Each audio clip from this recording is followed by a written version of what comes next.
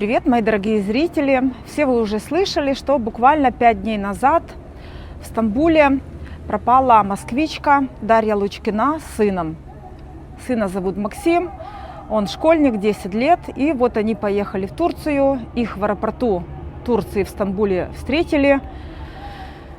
И по сути это были последние кадры, когда их запечатлила камера. Девушка исчезла бесследно.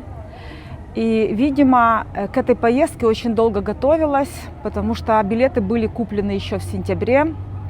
Вот. Ну а маме сказала, что поехала на корпоратив с детьми, потому что там все берут детей, и она берет. Вот. Это был спланированный побег, она тщательно готовилась к этому.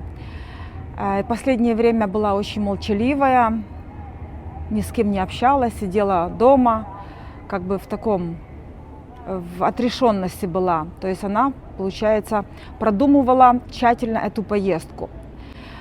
Понятно было, что кто-то имеет на нее влияние, кто-то стоит за этим. И самое интересное, что девушка была любительницей сериалов турецких. То есть она смотрела все турецкие сериалы, и «Великолепный век» в частности. И вот, видимо, под воздействием этих сериалов она поехала в Турцию в поисках восточного мужчины. А если где-то еще посмотрела передачу про карты Таро, что, может быть, вот у вас не получается с мужчинами, потому что вас ждет восточный мужчина, вам подходит восточный мужчина.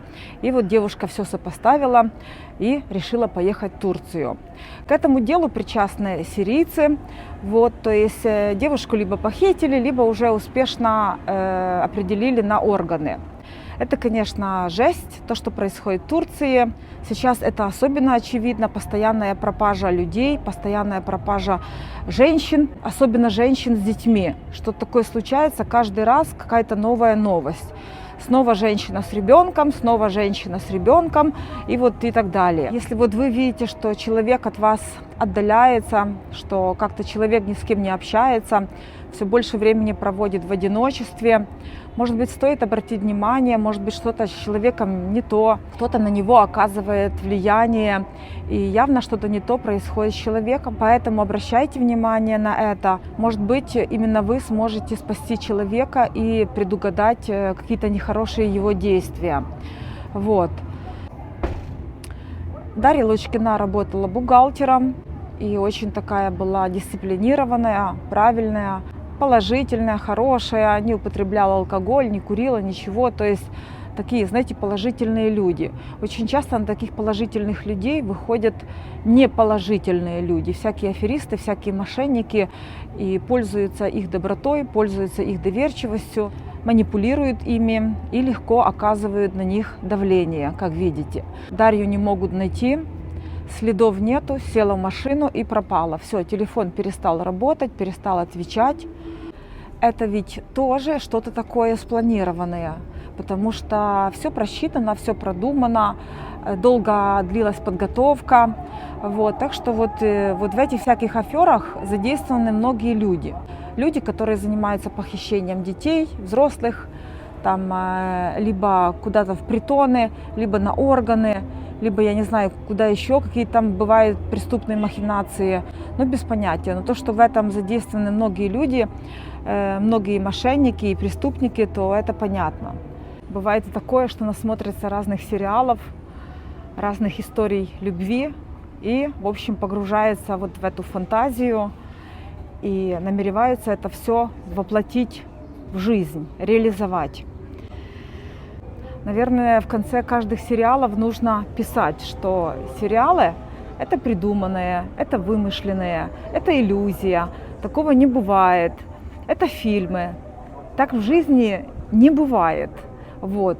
Потому что если женщины живут в России, например, или в Украине, Белоруссии, и смотрят эти сериалы, и им кажется, что вот наши мужчины не такие, надо ехать к восточным мужчинам, что там будет вот все по-настоящему, так горячо, так эффектно, с вот таким смыслом, с такой глубиной, с такой страстью, и объятия, и поцелуи, и тарелки на полу, и не только на полу.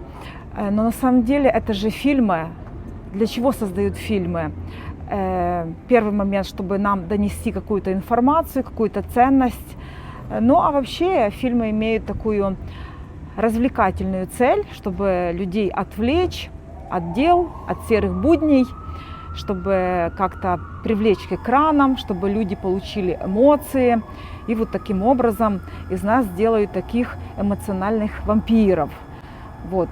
Я тоже смотрела сериал в детстве «Дикий ангел», где там все так страстно, эффектно, там всякие эмоции, ужас.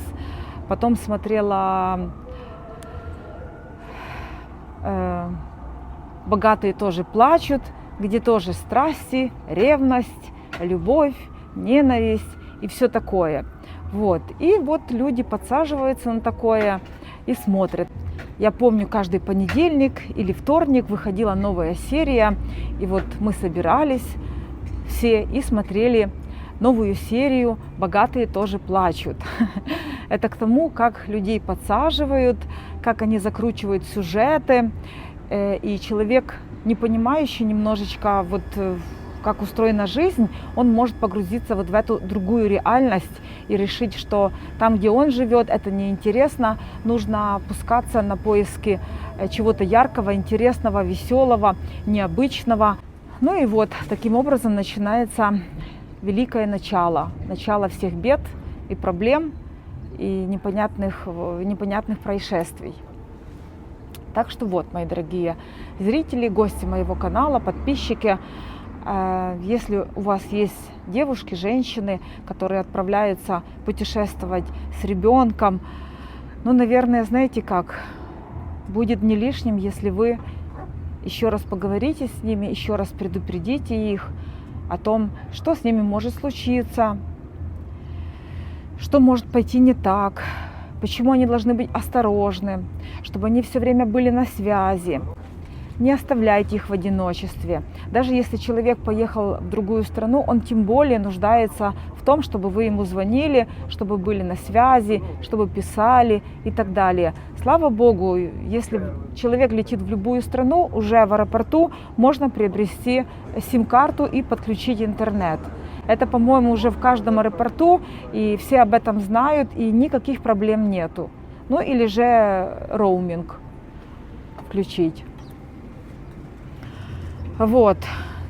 Так не хочется говорить об этом, но об этом приходится говорить, приходится напоминать, потому что таких историй очень много ужасных. И вот они и продолжают случаться, То одна женщина с ребенком, то вот уже другая женщина уже пропала вместе с ребенком, не одна. Не успели отойти от Ирины Киселевой уже Дарья Лучкина. Есть такие люди, знаете, они погруженные в свой мир, в себя. Очень часто у них работы связаны с этим. Но так или иначе, к таким людям надо быть особенно внимательными, потому что может начинаться какая-то трагедия. Вот, постепенно, потихонечку, а никто об этом даже не догадается и никто не поймет. Поэтому вот так, мои дорогие зрители, подписчики моего канала, вот, мои хорошие. То, что я вам хотела сказать, делитесь с друзьями, с родными видео, подписывайтесь на канал, следите, пишите обязательно комментарии, ну и берегите друг друга. Ну а какой еще выход? Понимаете, любая беда, она надвигается медленно. Но даже вот если мы возьмем ситуацию спокойной Султанат и Бишимбаевым, да, а вот на самом деле подруги ее замечали, что что-то не так, и она очень нуждается в помощи. Надо было просто применять радикальные меры. Просто человека взять, посадить в машину, увезти домой, закрыть и начать беседовать. Найти хорошего психолога. Ей не тот нужен был психолог, который Бишимбаев нашел, а нужен был психолог независимый, сам по себе, который разбирается в этих токсичных отношениях, который знает, кто такие нарциссы-психопаты. И вот надо было привести такого психолога, закрыть ее дома, там у брата на несколько дней. И просто надо было с человеком работать, начать работать, оказывать психологическую помощь, серьезную уже, что вот ты в беде, дорогая, давай мы тебе поможем, в общем, так и так. Но этого никто не сделал, там все такие подруги были нежные, положительные. Надо было действовать кардинально, жестко, решительно. Это я бы так поступила, если бы я была бы ее подругой. Я бы ее посадила бы в машину, сказала, поехали кофе попьем.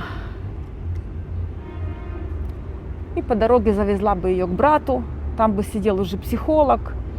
Даже если бы я поругалась с ней окончательно после этого, но я бы спасла человека.